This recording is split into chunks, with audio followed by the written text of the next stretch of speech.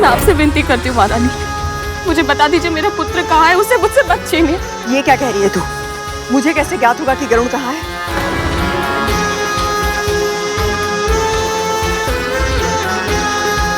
उठ जा, उठ। अब बता क्या हुआ है?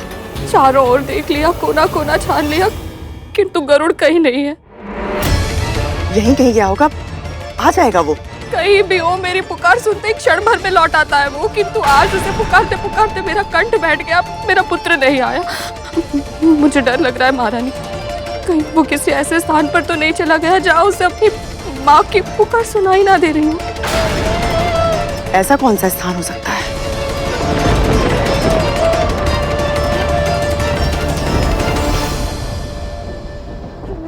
कहीं ये मुझसे कुछ छुपा तो नहीं रही?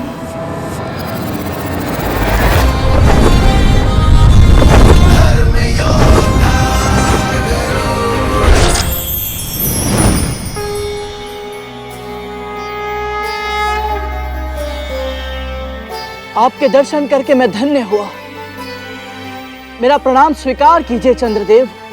तुम असंभव को संभव बनाना चाहते हो गरुड़, किंतु जिस कारण से तुमने इतनी कठिन यात्रा करने की ठानी है वो अत्यंत पवित्र है, इसलिए मैं तुम्हें आशीर्वाद देता हूँ। विजय भव। धन्यवाद चंद्रदेव।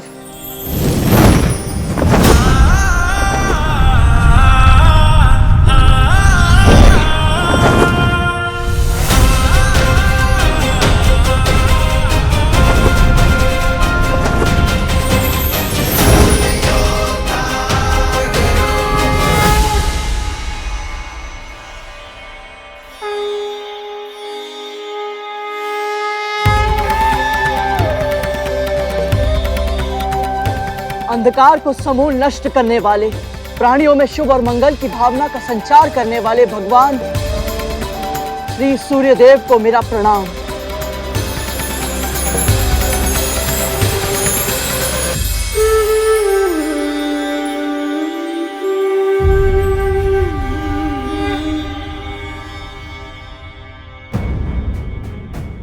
ये तो गरुड़ है, मेरा छोटा भाई। कौन है ये जो सूर्यदेव के रथ का संचालन कर रहे हैं? ये मुझे देखकर इतने भावुक क्यों हो गए और मुझे इनसे एक विचित्र सा जुड़ाव क्यों अनुभव हो रहा है? लगता है तुम्हारा उचित स्थान यहाँ नहीं, कहीं और है। क्षमा करें सूर्यदेव, किंतु मैंने प्रण लिया है कि जब तक मैं वो कारण पता नहीं लगा लेता जिसके लिए मेरी माँ को अपना जीवन दासी बनकर व्यतीत करना पड़ रहा है, मैं उन्हें अपना मुख नहीं दिखाऊंगा। पुत्र हो तो ऐसा।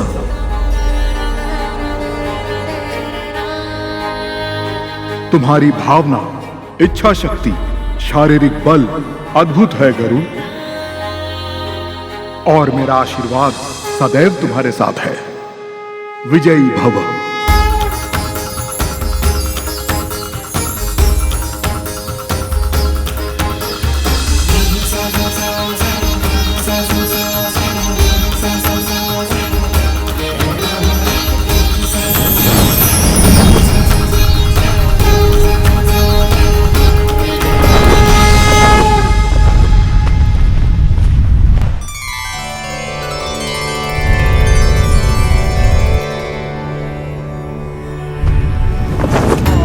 स्वर्ग इतना सुंदर स्थान है पुत्र, कोई एक बार वहां चला जाए तो फिर कभी वहां से बाहर आना ही नहीं चाहता।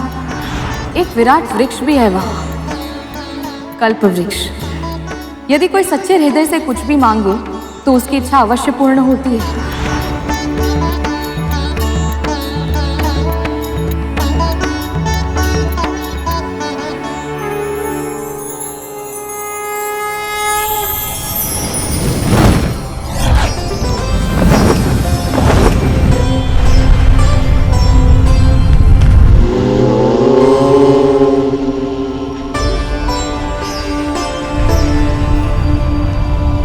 भूलोक के ऊपर तीसरा लोक है महरलोक।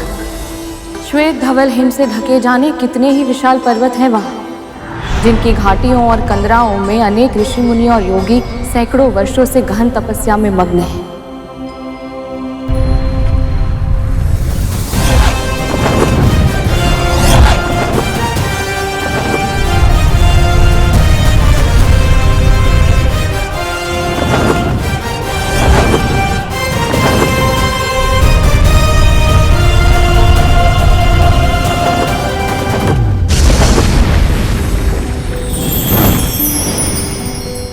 जनलोक पितामह ब्रह्मा के सबसे बड़े पुत्रों सनक, सनातन, सनंदन और सनत कुमार का निवास स्थान है। ना इन्हें कोई भौतिक कामना है, ना ही आध्यात्मिक इच्छा। ये चारों भाई एक साथ उदासीन भाव से संपूर्ण ब्रह्मांड में विचरण करते हैं। केवल दो ही लक्ष्य हैं इनके, भगवान विष्णु की भक्ति और ज्ञान का दान। आप सभी कुमारों को मेरा सादर प्रणाम। वैकुंठ में बिना अनुमति के प्रवेश करना असंभव है। तुम्हें द्वार पर ही रोक दिया जाएगा। पांचों इंद्रियों पर नियंत्रण खो बैठोगे तुम और पृथ्वी पर वापस फेंक दिए जाओगे। और नीचे गिरते समय तुम्हारा वेग इतना अधिक होगा कि तुम संभल नहीं पाओगे। तुम मारे जाओगे गरुड़। लौट जाओ, लौट जाओ। तेरे पुत्र पर तेरा नियंत्रण नहीं है और तू मेरे पुत्रों पर आरोप लगा रही है। मेरा वो आशय नहीं है महारानी। मैंने तो बस राजकुमारों को ये बात करते हुए सुना था कि गरुड़ के सामने उनके मुख से सत्य निकलने वाला था। सही सही बता, क्या शब्द सुने थे तूने? संकट को तो आप दोनों ने भी आमंत्रित कर लिया था। यदि तक्षक भैया और कालिया भैया समय पर आपको नहीं रोकते तो आप तो गरुड़ के सामने सारा सच उगल देते।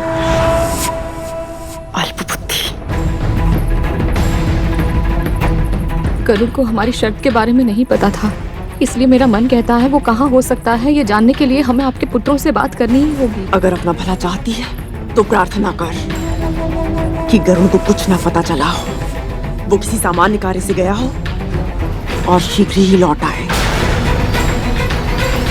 कहाँ है तू गरुड़?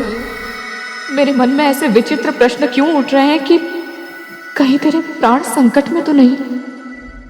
तुम मारे जाओगे गरुड़। अपना कर्म करते समय यदि भाग्य मुझे मृत्यु की ओर ढकेल दे, वैसे मृत्यु भी मुझे सहर्ष स्वीकार है ऋषिवर। और वैसे भी यदि मैं अपनी मां को दास्ता की बेड़ियों से मुक्त नहीं करा पाया तो मेरे जीवन का क्या ही लाभ।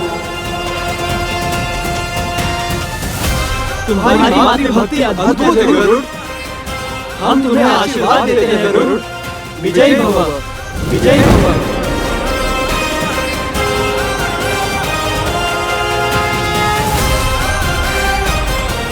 धन्यवाद।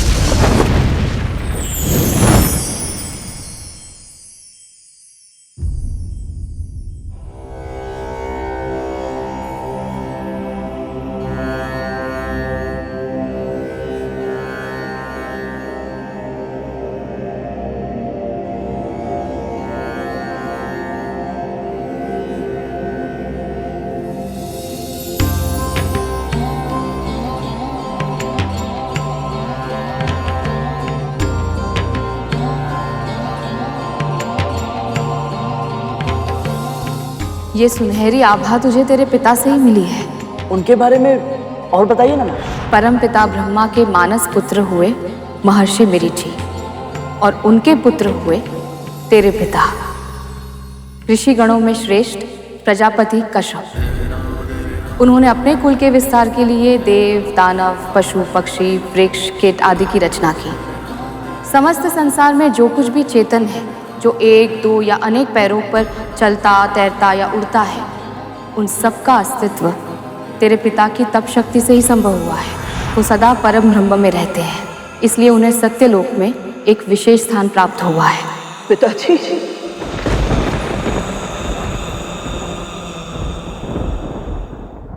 अथाह लाड़ किया मैंने, त्रुटियों को अनदेखा किया और अपराधों को क्षमा किया है, किंतु इसका अर्थ ये नहीं कि तुम सब अपनी सीमा लांघो। इस महल के कुछ नियम हैं और उन सब नियमों का पालन तुम सबको करना पड़ेगा, क्योंकि कुछ रहस्य ऐसे होते हैं जिन्हें सदैव चुप्पी की चट्टानों के नीचे दबाए रखना चाहिए, क्योंकि जब उन्हें बाहर आने का अवसर मिलता है तो वो रहस्य अकेले बाहर नहीं लाते, तो अपने साथ लाते हैं सर्वनाश।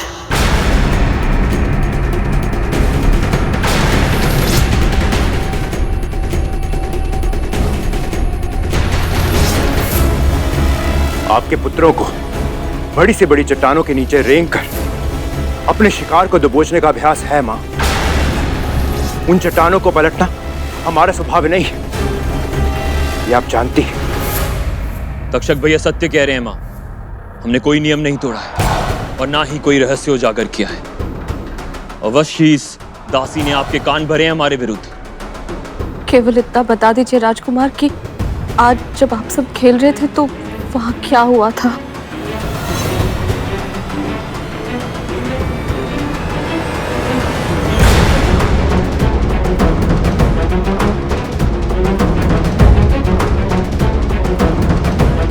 मैं बताता हूं मां।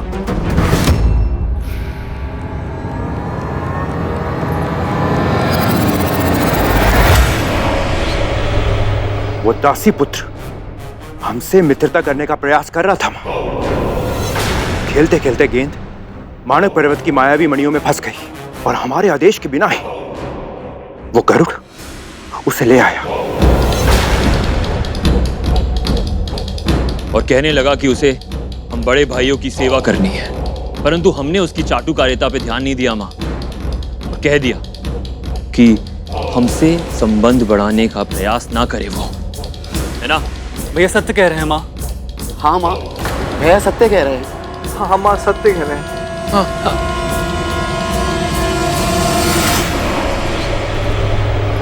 ठीक से स्मरण करो, इसके अतिरिक्त कोई और बात तो नहीं हुई थी ना? नहीं माँ, नहीं माँ, नहीं माँ, नहीं। सुन लिया?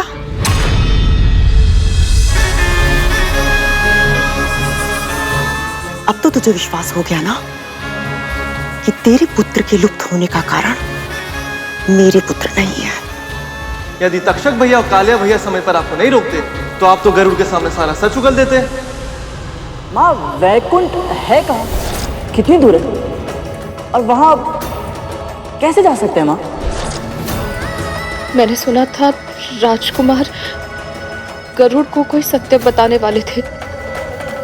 सत्य क्या था? क्या उसका संबंध वैकुंठ से है? पुत्र गरुड़, ये क्या कर रहे हो? अपने उद्देश्य को भूलकर तुम यहाँ क्यों रुक गए? एक बार किसी कार्य को करने का निश्चय कर लो तो फिर मन को भटकने नहीं देना चाहिए। जाओ और अपने लक्ष्य को पूरा करो।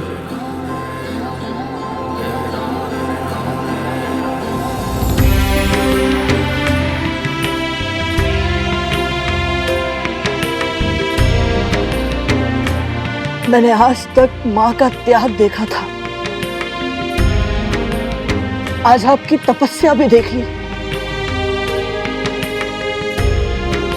अब मेरा निश्चय और भी दृढ़ हो गया है।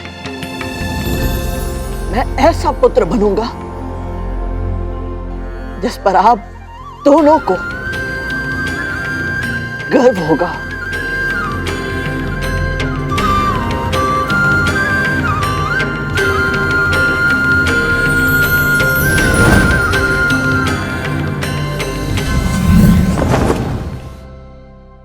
मौन मत रहो तक तू धूमल, सत्य बताओ।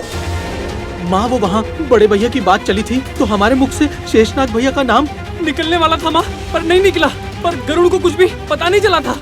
हाँ, और फिर यहाँ वापस आकर इसी कक्ष में इसी झूले पे बैठ के तक्षक भैया ने हमें चेतावनी दी थी कि फिर कभी गरुड़ के सामने शेष भैया का नाम ना ले। शेषनाग भैया की चर्चा गरुड़ के सामने फिर से कभी नहीं होनी चाहिए। मूर्ख हो तुम सब। इस महल के ऊपर बैठकर उसने सब कुछ सुन लिया और तुम लोगों को अंदेशा तक नहीं हुआ।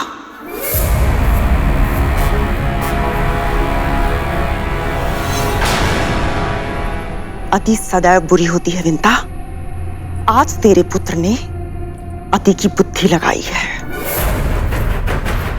और अब वो अति का साहस दिखाने का प्रयास कर रहा है। उसे क्या लगता है शेषनाग से सत्य निकलवाना इतना आसान है? मिलना तो दूर, वो वैकुंठ के द्वार तक नहीं पहुंच पाएगा।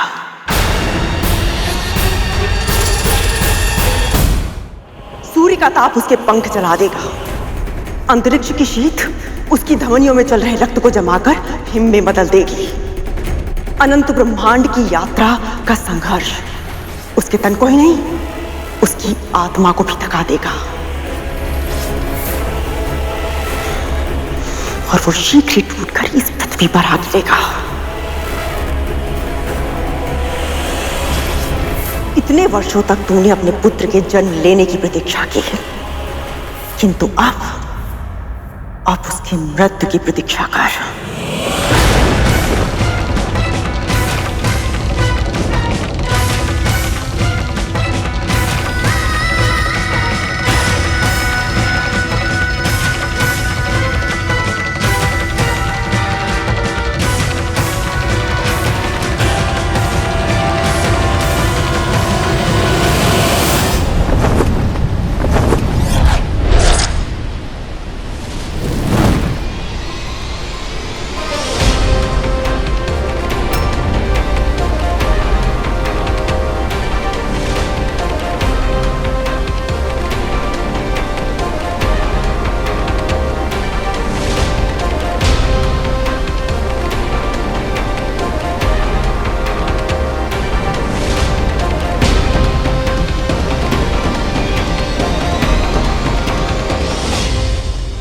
विरजा नदी उल्टी बहती है, वही वैकुंठ से पहले अंतिम अवरोध है।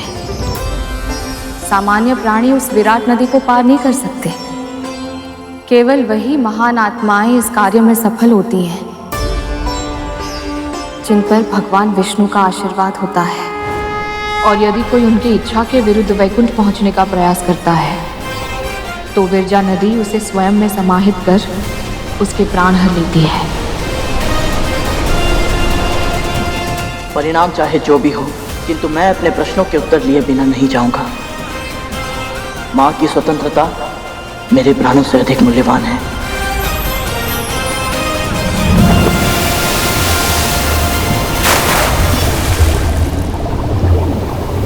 गरुड़,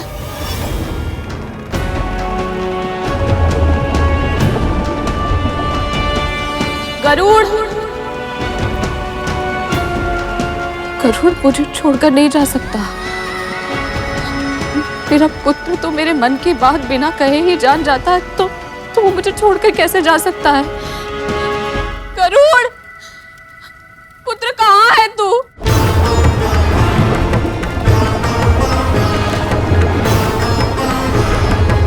गरुड़, कहाँ है तू? दिन रात मैं एक ही पहली गाल खोजती थी कि उसे अपने नियंत्रण में कैसे करूं, किंतु अब उसकी आवश्यकता ही नहीं है।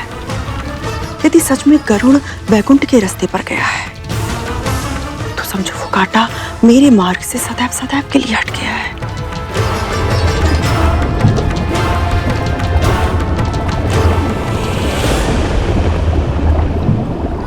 क्या मेरे मन की पीड़ा का आभास नहीं हो रहा है तुझे पुत्र? तू जहां भी है लौट कर आजा गरुड़। तेरे बिना मेरा जीवन व्यर्थ है। अपनी माँ की पीड़ा का आभास क्यों नहीं हो रहा है तुझे? क्या मेरी पुकार तेरे हृदय तक नहीं पहुंच रही है गरुड़?